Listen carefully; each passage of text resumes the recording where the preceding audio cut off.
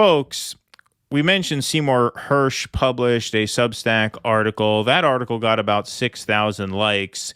This article, also posted on Walker Bragman's Substack, hasn't gotten nearly the same positive response, and I think for pretty good reason.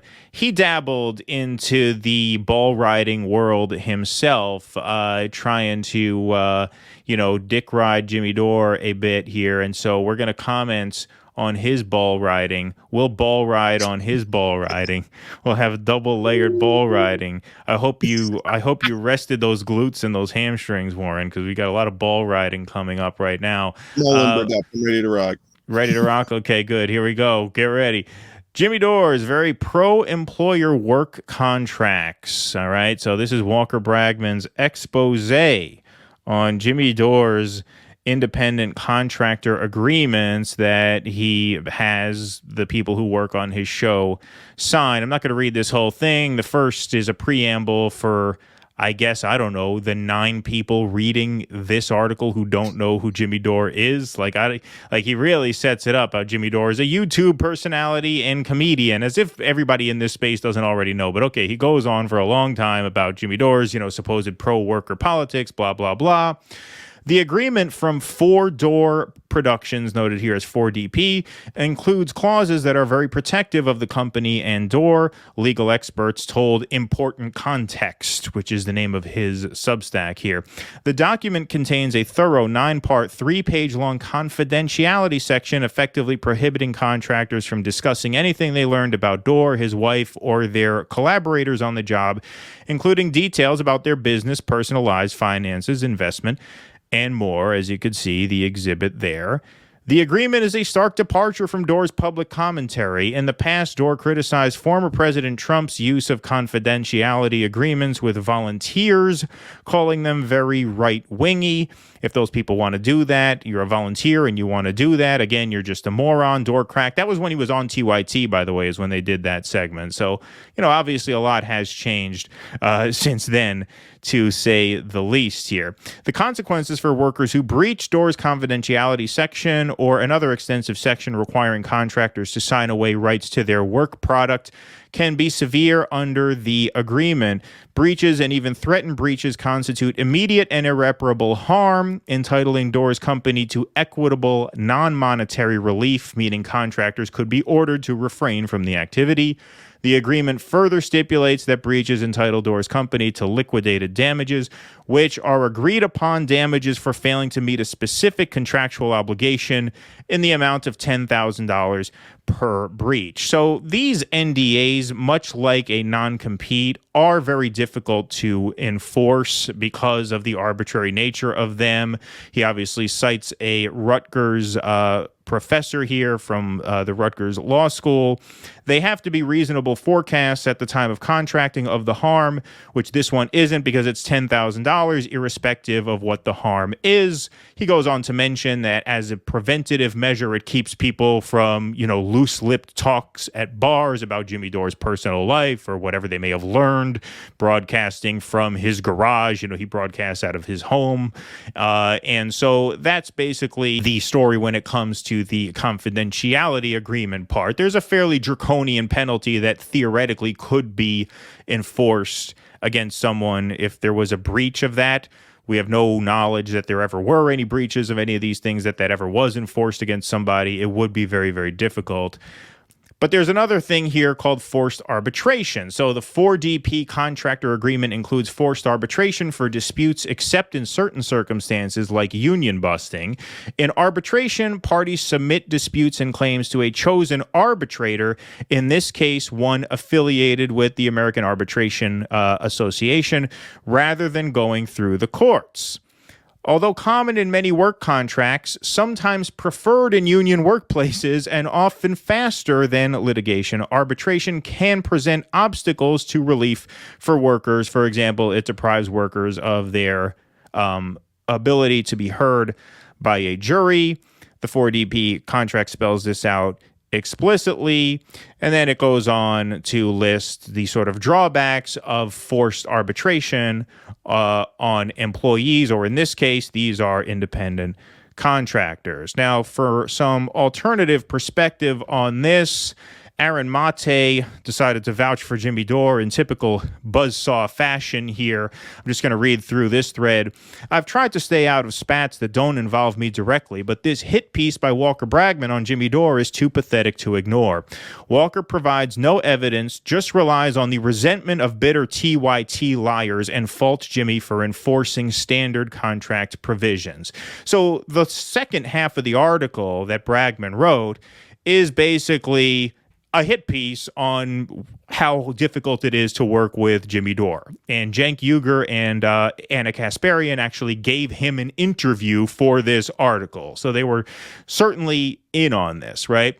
Mate goes on, JD is faulted for binding workers to respect his privacy via non-disclosures, which bar discussing anything they learned about Dore, his wife, or their collaborators on the job, including details like I read about their business, personal lives, finances, investment, and more. Scream face. NDAs are pretty standard. Does Jimmy not have the right to privacy? He does. That's why a TYT producer even has to admit that this provision lines up with the kind of person who may have had issues with workers in the past and wants to protect themselves. He goes on. The other of Jimmy's harsh provisions is that in the case of disputes, employees commit to forced arbitration. But down below, Walker admits, as we just read, that arbitration is common in many work contracts, sometimes preferred in union workplaces, and often faster and, of course, cheaper, oftentimes, than going through the courts. After admitting that arbitration is common and even preferred by unions, Walker compensates by claiming that arbitration deprives workers of their ability to be heard by a jury. Yes, and it also deprives everyone involved of time-consuming court cases and heavy legal costs. Now he gets angry here. Having zilch to go on, Walker Bragman turns to Jimmy's ex-colleagues at the middle-aged McCarthyites, which is what he calls TYT. He maybe doesn't realize they've already been caught lying about Jimmy, so he lets them lie again. Anna, the first fabulist, claims that Jimmy made comments about her legs. No, the original allegation, the one that TYT tried to fake me to him over to distract from calling me a Russian agent, is that he made a joke about her clothes accounting to nice news skirt. Cenk, the other fabulist, confirmed that Dore's conflicts with his colleagues were a factor in the split that occurred between the company and JD in 2019. Walker deploys the passive voice to obscure that Jimmy quit TYT because he didn't want to work for them. On top of relying on known liars to falsely paint Jimmy as anti-worker, it also didn't occur to Walker Bragman that one of his sources, union buster Cenk Uygur, is not exactly the model of pro-worker behavior. That's some important context to omit. Obviously, TYT quite famously resisted his shop's efforts to unionize with IATSE out there in Los Angeles, and then they finally settled upon some sort of deal, and now they are finally a union shop over there. But originally, of course, Cenk tried to basically dissuade them from forming a union or joining the local union, I should say. So, the name of his blog there is called Important Context, and I think this whole piece lacks important context because I can tell you, I dabbled in entry-level show business more, and you said you lived in Hollywood for some time as well. The claim against Jimmy here is that as a supposed leftist, as a supposed pro-worker, left-wing political commentator, he should be better than the norm. I think people have more or less agreed that these are fairly standard. Maybe that $10,000 figure is a little out of left field, but other than that, the NDA part of it is fairly standard, and certainly the forced arbitration part of it is also very standard, as we will demonstrate in just a couple of moments here. But I think the really important context here that I think a lot of people need to understand, and this is a bit of I don't know if I would say a red pill or a black pill, but it does sort of break the fourth wall in the sense that when you're a YouTuber and you're a podcaster and you're a commentator, you are in show business. Like, let's not make any mistake. This is showbiz. Show business is tough on workers. That's why everybody, I mean, how many friends of yours have tried to make it in Hollywood or as comics or as musicians? What is it? It's long hours for shitty pay. It's gig work. It's transient. It comes and goes. It sucks. And yes, this is a contract that maybe I personally would not take if I had aspirations to grow within the business, because I would never want to sign an NDA myself, because I aspire to be one of these loudmouths who could say whatever the hell he wants.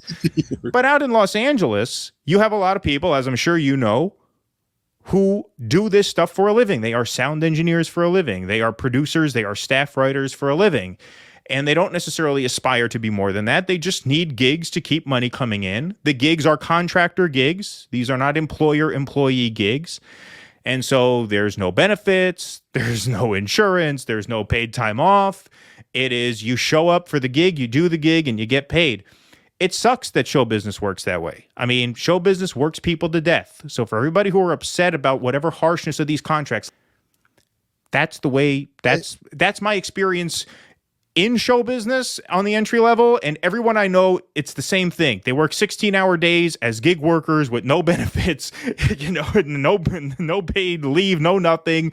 And in show business especially, you have the problem of forced arbitration because you're dealing with public figures. Where do you think these Me Too cases go? What, you hear so-and-so was accused of doing this. What do you think? The story ends there? Of course, the story doesn't end there. They pay out settlements, but you never hear about them because there are arbitration contracts at all of these studios, right? Because these are public figures. They have to be very protective of their reputation, especially in this day and age. We are a litigious culture to start. Add the Me Too stuff. And of course, these guys are going to be very, very guarded about how they expose themselves. And we're a litigious culture too, but we're also in a digital age of people being able to hack your information. This wasn't heard of like 20 years ago, right? Nowadays it's just like any kind of social media presence. You could get hacked there, and so like these NDAs. I think when people hear like non-disclosure agreement, they think about like the Harvey Weinstein days and the stigma around those NDAs and what went on with Harvey Weinstein, not Harvey Firestein. He's a good guy. Harvey Weinstein. But there's certain levels, there's certain degrees of NDAs too. I mean, I worked at grocery stores where they told us, okay, you have to sign if you want to work here, you got to sign this to say that you don't talk about the company, like the inner workings and that sort of thing. It's very standard operating procedure, whether you love him or hate him, he is an entertainer. And he has to abide by this. And plus he works out of his home too. So there's that added level of, people coming into his home, right? That's his, his personal place. Like we were talking earlier, if he had a studio, okay, that's one thing. But when he's bringing people into his home, and I'm not talking about just like, Kurt Metzger and, the usuals. We're talking about anybody that comes to work for Jimmy, and who knows how many people he's got on his staff, and he's also a stand-up comedian. That's how he makes his bones. I mean, yes, the YouTube show does well, and probably helps market him as a comedian, but his main job is a working on the road comedian doing specials. And it's just standard operating procedure. So this is just like nitpicking and dick riding, because like your Walter Bragmans and your TYTs are just stagnant right now when it comes to interest in anything that they have. So they have to desperately cling to Jimmy, whose numbers are rising. You can't deny that. You could look at his subscription numbers, and they're constantly going. He was held back for a long time, but now he's going through the roof, and they know this. And so a lot of these people on the so-called left are doing this dick riding because he's the money horse. He's the one in the race that's going to win. And so they're just they're just trying to milk as much as they can off of him. That's what it seems like to me. Yeah, I mean, this is sort of a version of what a lot of YouTubers do, which is they comment on beefs between other YouTubers and other podcasters, and that creates interest, right? Because, like I said, Show business. It's show business. This is a show first and foremost. So as much as we might envision ourselves to be revolutionaries in our dreams, right? When we turn on YouTube and we go live and we make the graphics and we market the shows and we put on the shows, we're thinking, how many people are going to tune in? You know, how are we going to grow this thing? How are we going to build this out? How are we going to put on a show? It is ultimately a show. And I think to be dishonest about that is to lead people to think that you're something you're not. And margins in show business are very tight, man. It's a brutal, brutal life. I remember when I lived in the city, I went to a friend of mine was working on a film. You know, they work, I don't know, they were like not low-level PAs, but they're like, you know, key PAs on a fairly mid-budget film. Her roommate comes home, man, this poor fucking guy looked like he was about to drop dead as soon as he walked in the door, and all the life was drained from him. He had to be on set again in 6 hours. And the set was an hour from him between the subways and stuff. So he gets home looking like a corpse. He's got a shower, lucky to get 4 hours of sleep before he's got to hop on that subway again and go do it again. It's brutal. It's brutal. You know, we all love the movies, man. But I guarantee you, those of you watching here who may be upset or maybe somewhat disillusioned by the idea that Hollywood, show business, yes, YouTube world, podcast world is not a labor-friendly world. Your favorite movie, I guarantee, had 100 people working themselves half to death for no money to make it. Maybe not no money, but literally they pay some of these interns $55 a day for 16 hours, right? And so that's how that business runs. It is unequal. It does suck. It would be great if we could all do better, right? And I'm not saying that he's doing worse. Like I said, this seems fairly standard, but that's the game. Now, in terms of the arbitration, this is interesting because TYT was obviously in on this piece. They gave interviews to Walker Bragman for this piece, and so they obviously were quick to capitalize on the piece. They made themselves a YouTube video, which is currently getting ratioed pretty hard, as I understand. But here they are lamenting the forced arbitration. The arbitration, that stood out to me even more, right? Because arbitration can really work against the employee who has a grievance with the employer. So arbitration is common in many work contracts, and it is sometimes preferred by some union workplaces. But understand that it does put the employee at a disadvantage because it means that they don't have a jury hear their case, okay? And there's some secrecy to the arbitration process as well. Whereas, you know, when someone is being sued, you know, through a jury system, the accusations are more public and people can learn about what the employer is being accused of. And in the civil system, as opposed to the arbitration system, the employee wins a much higher percentage of the time. Right. So the companies are not unaware of that. They're choosing to put you in arbitration because it costs less. They win a higher percentage of the time. And maybe the most important part is that if you lose arbitration, which employees do, I think about 80% of the time, then you have to pay the lawyer's costs of the employer and the entire arbitration proceedings, in which case you're totally screwed. That could wipe you out completely, especially if you're an average employee who's got that kind of money, right? Right. So it doesn't get any more onerous than this contract. You're basically telling an employee, you do anything I don't like and I'm gonna crush you.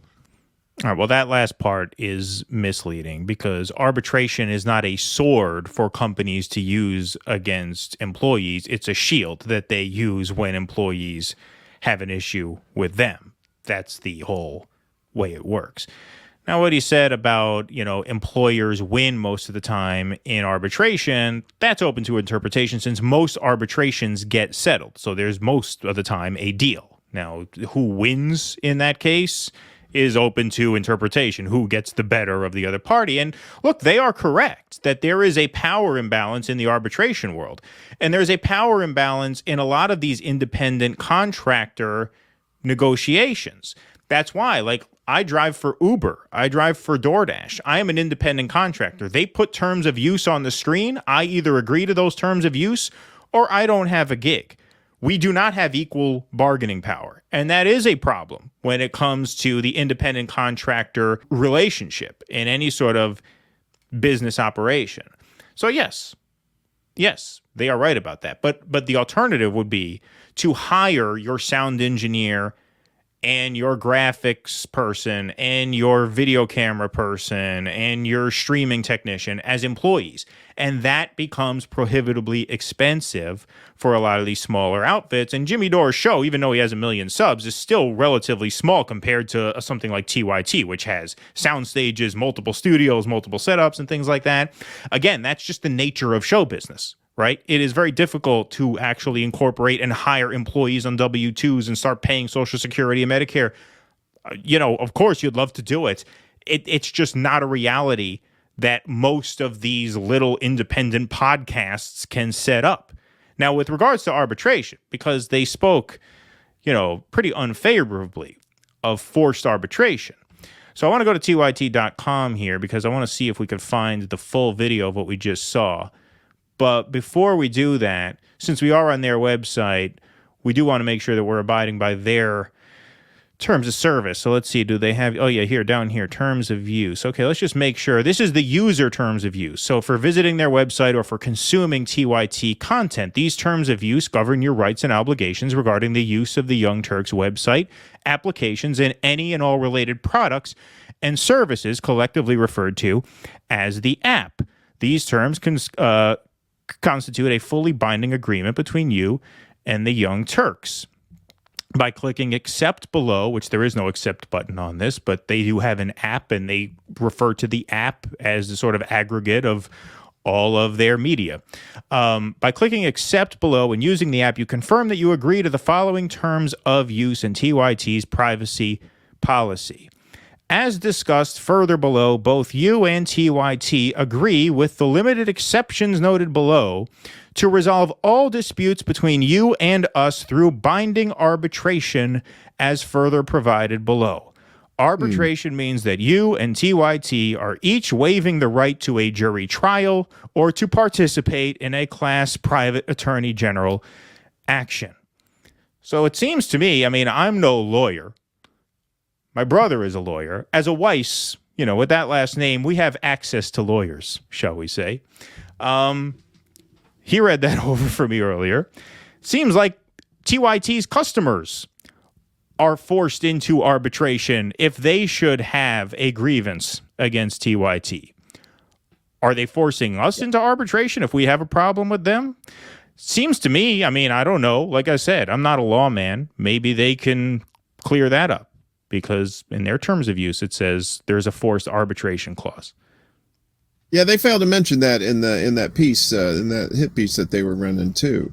I look at it like this: put yourself in Jimmy Dore's shoes. The more popular he is getting, on the, basically on the left, not just as a comedian, but on the left, the more slings and arrows are going to be, hurled his way. You'd be a fool not to have some sort of protection for yourself in this day and age, especially when people are coming at you, from all angles that are looking to take you down and get you to shut up and get you off the air like that. So, from a purely protective standpoint, this doesn't sound like something he would use.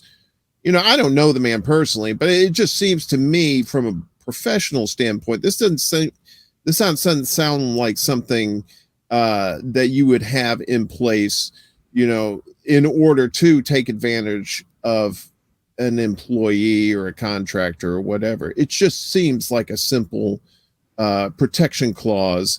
And, the 10K thrown in there, to just kind of give it a little more teeth, kind of the bear standing up on its hind legs to scare at you, normally a lot, because if it's just going to go to arbitration anyway, it's kind of a moot point. It's just kind of like a signal saying, danger, beware, keep our privacy private sort of thing. Sure. And look, just so we are 100% certain on what we mean by this, I don't fault TYT for these terms of service. As you can see here, they have an opt-out provision way down, item 36. See, after all this, by the way, these are the fine print that nobody actually reads when it says you must agree to these terms to use this app. These are the things that no one actually reads. You can opt out of the arbitration provision if you mail a letter to the Young Turks at 6230 Wilshire and specify your name, your IP address, your mailing address, and your request to be excluded from the final binding arbitration procedure and class action private attorney general waiver specified in these terms. You have to do that, obviously, within 15 days of hitting accept, which, again, on this screen, there's no accept button because this isn't the app. But this applies to, like I said, all the Young Turks media, it seems. Podcasts, YouTube videos, videos on the website. I don't know if they do any written work. But yeah, once again, it's not that I blame TYT for doing that. I don't blame Jimmy Dore for doing that. This is just how this all works. And that's the context that's missing in Bragman's article. Look, Bragman works for David Sirota's outlet. It was called The Lever. I don't know if they changed names since then. You know, he's mostly a writer. I've submitted writings to sites like Common Dreams, Counterpunch, you know, all these lefty sites. They have, you know, people donate to them to keep them going. They don't pay writers. They pay zero. You know what I mean? Unless you're like, maybe they have a staff. But freelance writers who submit works to them that they distribute and use to raise money for their sites, they don't pay anything. That's why writers are broke. That's why artists are broke. You ever hear of a starving artist? Like, this is the ecosystem that we are all in here, right? Because we comment on politics, it may seem like we're something transcendent of that, but we're not. We're not. We're show people. We hopefully give you guys a good time, make you laugh a little bit, sometimes make you cry a little bit, make you think a little bit. And we hope that what we're doing is of value, just like a painter hopes that his painting is of value, or a filmmaker hopes he makes a film that's of value, that adds something to the society, to the culture and stuff. Yes, you hope to have that impact. But what you do day to day, you produce a consumer product called entertainment, and you have to sell that product. And it is very, very difficult to sell that product at a profit so you could sustain yourself doing it full time. Extremely difficult. This is why 9 out of 10 of your aspiring artist friends are fucking broke. It sucks. I wish it weren't like that, but that's the way it is. And that's the context missing from his piece. Please clap.